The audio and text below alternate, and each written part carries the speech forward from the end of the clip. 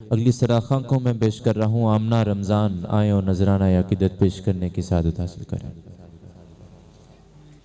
मैं मुद्दत से सिया से पर जी रही हूँ, मैं मुद्दत से सिया से पर जी रही हूँ।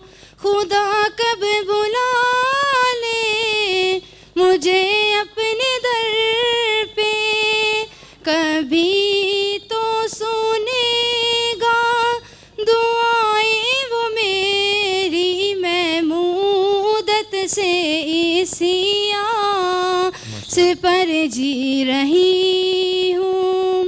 नहीं है भरोसा कोई जिंदगी का, उसी को खबर है वो सब जानता है। बुला लेगा मुझको वो मरने से पहले, मैं मुद्दत से सिया से पर जी रही हूँ। माशाअल्लाह।